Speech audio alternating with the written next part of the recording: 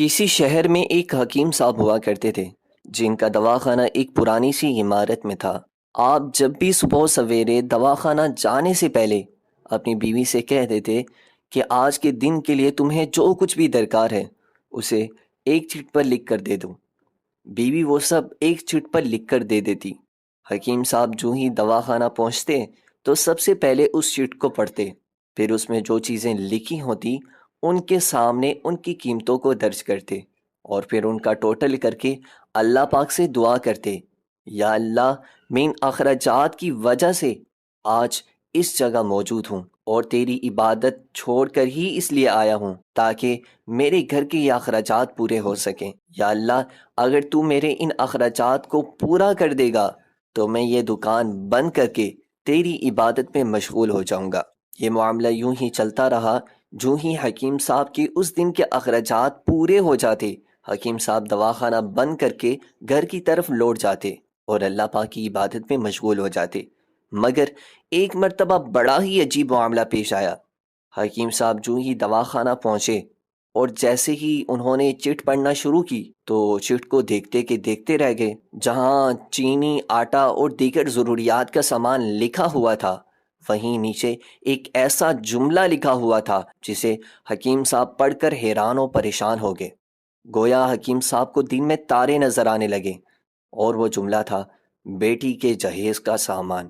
حکیم صاحب اسی پریشانی کے عالم میں چیزوں کے سامنے ان کی قیمتوں کو درج کرنے لگے، اور جب بات بیٹی کے جہیز کی آئی تو اس کے سامنے لکھا، یہ اللہ کا کام ہے، اللہ ہی جانے۔ پھر حکیم صاحب کے پاس جو مریض موجود تھے، حکیم صاحب ان مریضوں کو دوائیاں دینے لگے کہ اتنے میں ایک بڑی سی کار حکیم صاحب کے دواخانہ کے باہر آ کر رکی۔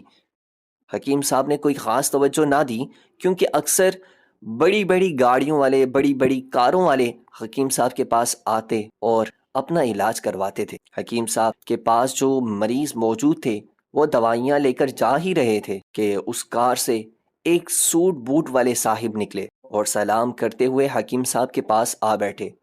حکیم صاحب نے انہیں دیکھا اور کہا، اگر آپ مریض ہیں اور اپنا علاج کروانا چاہتے ہیں تو میرے قریب ہو جائیں تاکہ میں آپ کی نبض چیک کر کے آپ کے مرض کا علاج کر سکوں، اور اگر آپ کسی اور مریض کے لیے دوائی لے کر جانا چاہتے ہیں تو مجھے اس کے مرض کی کیفیت بتائیے۔ وہ صاحب کہنے لگے، نہیں نہیں حکیم صاحب، شاید آپ نے مجھے پہچانا نہیں، اور آخر پہچانیں گی بھی کیسے؟ میں 15-16 سال پہلے آپ کے پاس آیا تھا۔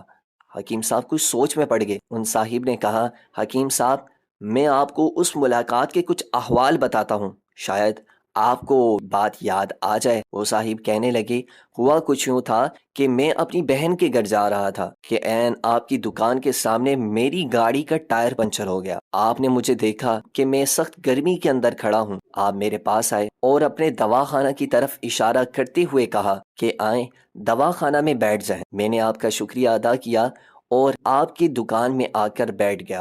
ڈرائیور نے کچھ زیادہ ہی دیر لگا دی تھی۔ ایک چھوٹی سی بچی بھی یہاں آپ کی میز کے پاس کھڑی تھی اور بار بار آپ سے کہہ رہی تھی، چلے نا، مجھے بھوک لگی ہوئی ہے۔ آپ اسے کہہ رہے تھے، بیٹی تھوڑا صبر کرو، ابھی چلتے ہیں۔ میں نے یہ سوچ کر کہ اتنی دیر سے آپ کے پاس بیٹھا ہوں، مجھے کوئی دوائی آپ سے لے لینی چاہیے تاکہ آپ میرے بیٹھنے کو زیادہ محسوس نہ کریں۔ میں نے کہا، حکیم صاحب، میں 5-6 سال سے انگلینڈ میں تھا، اور انگلینڈ میں جانے سے پہلے میری شادی ہو گئی تھی، لیکن ابھی تک اولاد کی نعمت سے محروم ہوں۔ یہاں بھی علاج کروایا اور وہاں انگلینڈ میں بھی، لیکن ابھی تک قسمت میں مایوسی کے سوا اور کچھ نہیں دیکھا۔ آپ نے مجھ سے کہا، میرے بھائی، توبہ و استغفار پڑھو، خدارا اپنے خدا سے مایوس نہ ہو، یاد رکھو اس کے خزانے میں کسی شے کی کمی نہیں۔ اولاد، مال و اسباب اور غمی خوشی، زندگی، موت، ہر چیز اسی کے دست قدرت میں ہے۔ کسی حکیم یا ڈاکٹر کے ہاتھ میں شفا نہیں ہوتی، اور نہ ہی کسی دوا میں شفا ہوتی ہے۔ شفا اگر ہونی ہے تو اللہ پاک کے حکم سے ہونی ہے، اور اولاد دینی ہے تو اسی ذات نے دینی ہے۔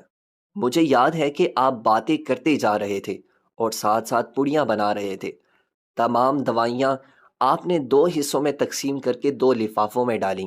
پھر مجھ سے پوچھا کہ آپ کا نام کیا ہے؟ میں نے بتایا کہ میرا نام محمد علی ہے۔ آپ نے ایک لفافے پر محمد علی اور دوسرے پر بیگم محمد علی لکھا، پھر دونوں لفافے ایک بڑے لفافے میں ڈال کر دوائی استعمال کرنے کا طریقہ بتایا۔ میں نے بے دلی سے وہ دوائیاں لی کیونکہ میں تو فقط آپ کو کچھ رقم دینا چاہتا تھا، لیکن جب دوائیاں لینے کے بعد میں نے پوچھا کتنے پیسے، آپ نے کہا بس ٹھیک ہے۔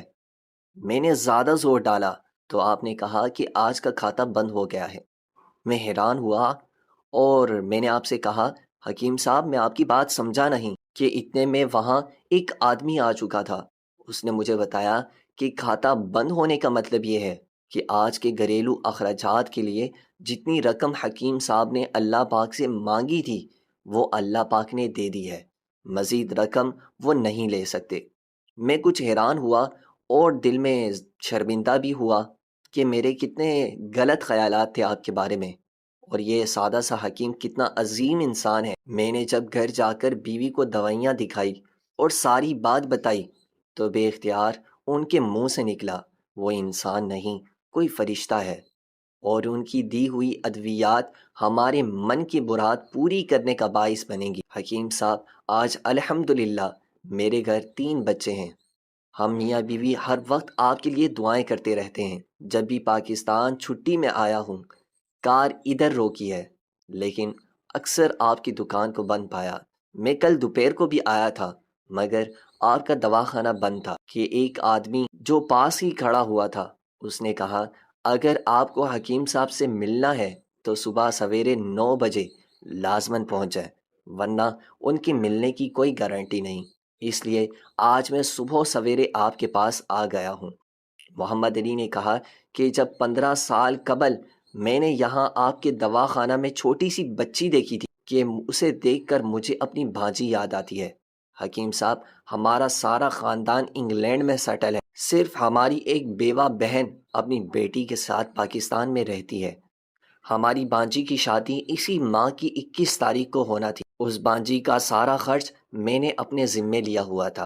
10 دن قبل میں نے اسے لاہور اپنے رشتہ داروں کے پاس چھوڑا تاکہ وہ اپنی مرضی کا سامان لے سکے، مگر اسے لاہور جاتے ہی بخار ہو گیا، لیکن اس نے کسی کو نہ بتایا۔ بخار کی گولیاں کھائی اور اپنے معاملات میں لگ گئی۔ بازار میں پھرتے پھرتے اچانک بے ہوش ہو کر گر گئی۔ وہاں سے اسے ہسپتال لے کر گئے۔ وہاں جا کر معلوم ہوا کہ اسے 102 ڈگری کا بخار ہے اور یہ گردن توڑ بخار ہے، اور وہ بے ہوشی کے عالم میں ہی اس جہان فانی سے کوچ کر گئی۔ اس کی وفات ہوتے ہی نہ جانے کیوں مجھے اور میری بیوی کو آپ کی بیٹی کا خیال آیا۔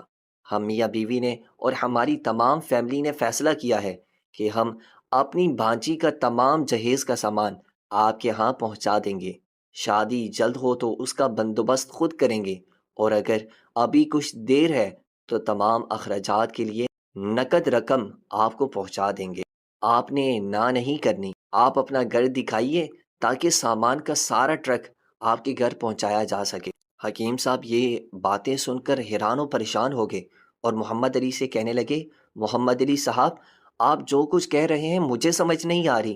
میں تو آج صبح جب بیوی کے ہاتھ کی لکھی ہوئی چٹ یہاں آ کر کھولی اور میں نے دیکھا کہ مرچ مسالے کے بعد بیٹی کے جہیز کا سامان لکھا ہوا ہے تو یقین مانے میں تو پریشان ہو گیا تھا۔ اور آپ کو پتہ ہے میں نے بیٹی کے جہیز کے سامنے کیا لکھا؟ آپ خود ہی یہ چٹ ذرا دیکھیے۔ محمد علی صاحب یہ دیکھ کر حیران رہ گئے کہ حکیم صاحب نے بیٹی کے جہیز کے سامنے لکھا ہوا تھا یہ اللہ کا کام ہے اور اللہ ہی جانے۔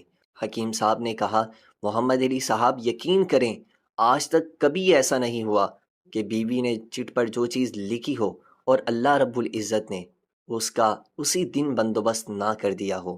بے شک اللہ تبارک و تعالی کی رحمت عظیم ہے۔